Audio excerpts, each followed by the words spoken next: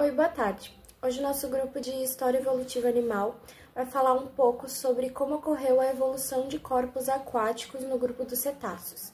E aqui nós vamos focar na evolução dos golfinhos, explicando um pouco como foi a trajetória para eles se tornarem os animais que são hoje. O trabalho foi feito por mim, Isabela Campanel, pela Gabriela Carvalho, pela Lara Zanatelli, pela Isabela Minuzzi e pela Vitória Zielinski. Mas enfim, o que são os cetáceos? Os cetáceos são uma infraordem de animais. Essa infraordem pertence à classe de mamíferos e à ordem dos antiodáctilos. Os cetáceos são basicamente o conjunto de mamíferos que são mais adaptados a ambientes aquáticos.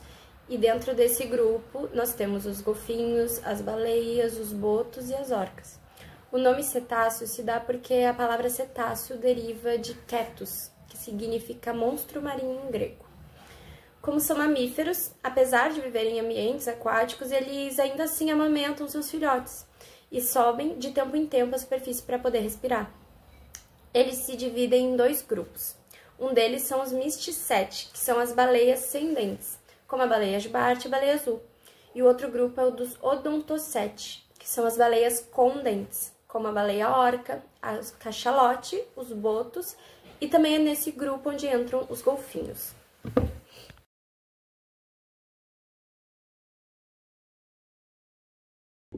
Os ancestrais terrestres dos cetáceos eram mamíferos quadrúpedes que viviam em ambientes terrestres ou semiaquáticos. Eles pertencem à ordem dos artiodáctilos, os mamíferos ungulados de dedos pares. A transição dos cetáceos do ambiente terrestre para o ambiente aquático levou milhões de anos, levando em consideração todas as mudanças anatômicas que eles tiveram que desenvolver.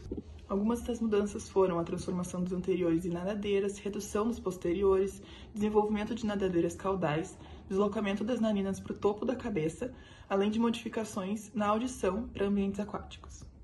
Uma curiosidade é que o hipopótamo é o parente terrestre mais próximo dos cetáceos, com um ancestral comum há cerca de 55 milhões de anos atrás.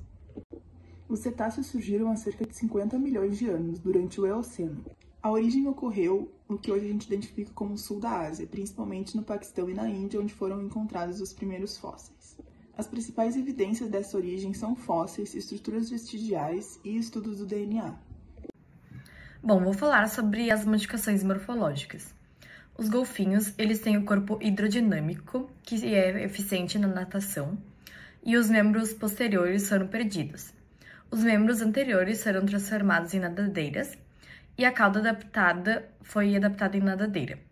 E as narinas superiores e a mandíbula, ela é uma receptora de som que capta as vibrações e transmite para o ouvido interno. E o rosto e o crânio, eles ficaram alongados, que facilita na captura de presas. E também houve a perda de pelos e teve o desenvolvimento de uma camada de gordura, que serve para termorregulação e também para reserva energética. E o melão, ele é basicamente uma massa de tecido gorduroso que se localiza bem na testa e que foca as ondas sonoras usadas para se orientar e também localizar as presas. Bom, sobre as adaptações fisiológicas dos cetáceos, a gente pode começar citando a respiração e o controle de oxigênio, que inclui os pulmões altamente eficientes desse grupo, com capacidade de trocar até 90% do ar, sendo que os humanos trocam aproximadamente 15%. Maior concentração de mioglobina nos músculos, permitindo o armazenamento de oxigênio, essencial para longos mergulhos. Bradicardia durante o mergulho, diminuição dos batimentos cardíacos para economizar oxigênio. E redistribuição do fluxo sanguíneo, que prioriza o cérebro, coração e músculos durante o mergulho. O segundo tópico seria a adaptação à pressão dos mergulhos. Eles fazem isso com o colapsamento dos pulmões, as vias aéreas se fecham em profundezas extremas para evitar embolias e acúmulos de nitrogênio. Cavidades cheias de gordura e líquidos protegem os órgãos contra a pressão. E também tem a ausência dos seios paranasais, que reduz o risco de danos pela pressão. A gente também pode citar a termorregulação, que é uma camada espessa de gordura que isola contra o frio. E também a contracorrente térmica, que são vasos sanguíneos que são organizados para manter o calor interno, especificamente nas nadadeiras e nas caudas, que ficam expostas. O quarto tópico seria a ecolocalização e comunicação, que é a produção de sons através de uma parte gordurosa na cabeça para a emissão de sons de alta frequência. Também tem as orelhas internas adaptadas, que recebem vibrações sonoras pela mandíbula inferior e é preenchida com gordura, conduzindo o som até o ouvido médio. Eles utilizam a ecolocalização para navegar, caçar e se comunicar em ambientes de baixa visibilidade. O seu sistema digestivo também é adaptado, tendo o estômago cheio de compartimentos que permite a digestão de presas inteiras, como peixes e lulas, e também o sistema digestivo resistente à ingestão de grande quantidade de água salgada. Um dos mais importantes, que é a locomoção hidrodinâmica, ela tem o corpo fusiforme, que reduz o atrito com a água, facilitando o nado, membros anteriores transformados em nadadeiras peitorais, para manobras, nadadeira caudal horizontal, que se movimenta para cima e para baixo, proporcionando a propulsão, perda dos membros posteriores, que diminui a resistência na água, e a redução de pelos, que diminui o atrito e o arrasto. Evolução comportamental é todo e qualquer ato executado por um animal perceptível ou não ao universo sensorial humano. Estudar esse conceito ajuda a ampliar os conhecimentos científicos, o manejo, a conservação e a educação ambiental, principalmente de espécies que representam a megafauna carismática, que gera um imenso fascínio nas pessoas devido ao tamanho, à forma do corpo e o modo de vida. E aqui eu trouxe algumas das características que vão gerar as principais diferenças comportamentais. Esses animais são conhecidos principalmente pela sua superinteligência devido à comunicação e os comportamentos sociais. No cérebro, eles vão possuir uma estrutura única, que é um córtex cerebral altamente desenvolvido, como a de nós seres humanos, que vai dar essa capacidade avançada para processar informações e realizar e desenvolver comportamentos sociais complexos. Uma característica importante comportamental é a comunicação, que é super desenvolvida. O primeiro exemplo, a gente tem os golfinhos, que têm habilidades comunicativas como o assobio-assinatura, ou seja, cada golfinho vai possuir um único e individual assobio, e também eles são capazes de imitar os sons um dos outros. O segundo exemplo é o canto das baleias, que são super complexos e melódicos, que podem durar longas horas e se dispersar em grandes distâncias embaixo da água.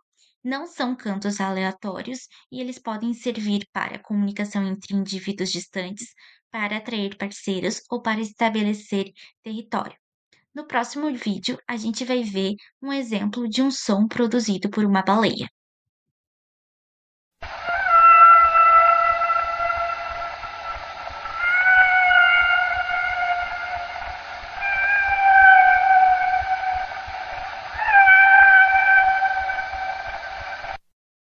Trouxe um exemplo de um estudo comportamental, que é a pesca com botos em Laguna Santa Catarina, em que os botos reúnem os peixes e empurram em direção ao pescador, que está na costa.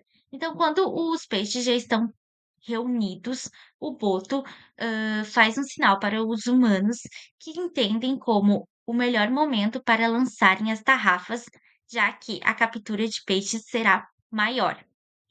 Essa interação acontece por cerca de 7 segundos entre o sinal do boto e o movimento do pescador, que consegue capturar um número muito maior de peixes. E os botos também ganham com isso, pois, como os cardumes estão desorganizados pelas tarrafas, eles conseguem capturar mais fácil antes que a rede se feche por completo.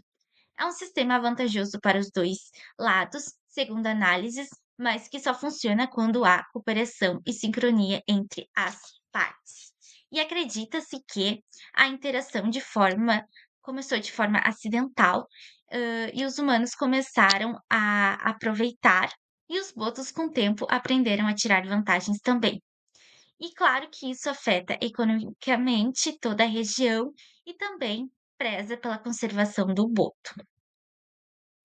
Sobre as evidências fósseis, então, a gente não tem muito material sobre os golfinhos em específico, mas de entendimento, a gente tem que os primeiros cetáceos, eles apareceram aproximadamente 50 milhões de anos atrás, e eles foram originados de antigos artiodáctilos terrestres, que com o passar do tempo, eles passaram a viver mais no ambiente aquático do que no terrestre.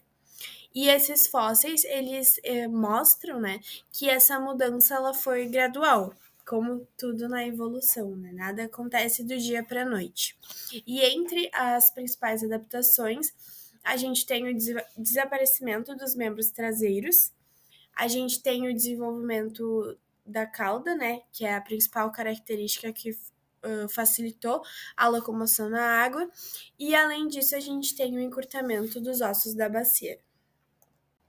Ainda sobre evidências fósseis, então, a gente tem o Paquicetus, que ele é descrito como um antepassado primitivo da baleia moderna, e apesar dessa família Paxitidae serem de mamíferos terrestres, eles estão também relacionados às baleias e aos golfinhos. E isso se deve a uma série de especializações da orelha relacionadas com a audição. O crânio mostrado aqui na imagem, a gente pode perceber o deslocamento, né, da posição das narinas. Na primeira imagem, a gente tem, então, as narinas na frente do crânio. Na segunda, elas já foram deslocadas para o meio do crânio e, por fim, no topo do crânio. E, então, por que isso, né? Com o prolongamento do tempo desses animais na água, foi existindo uma seleção natural que acabou favorecendo o deslocamento das narinas para o topo do crânio pela questão da respiração, né? Pela facilidade do acesso à superfície. Então, como último exemplo de evidência fóssil, a gente tem o Ambulocetus natans. Ele é, então, um outro exemplo de 49 milhões de anos atrás. Ele foi desenterrado no Paquistão por um paleontólogo. A gente só conseguiu essas imagens gráficas, mas com base nos registros, ele é um ancestral das baleias e ele possuía orelhas e dentes típicos dessa, mas em contrapartida, ele trazia 4 membros e dedos. Então, ele é um exemplo já dessa transição morfológica, né, do ambiente terrestre para o aquático. Bom, concluímos então que a história da transformação física dos golfinhos ilustra muito bem como um mamífero que vivia na Terra se ajustou à vida no oceano. E durante eras incontáveis, essas mudanças em sua forma fizeram dos golfinhos ótimos nadadores. E as mudanças que vemos dos golfinhos, como não terem mais pernas traseiras que transformaram em nadadeiras, e o corpo feito para nadar, mostram bem como os seres vivos mudam para continuar existindo em lugares diferentes.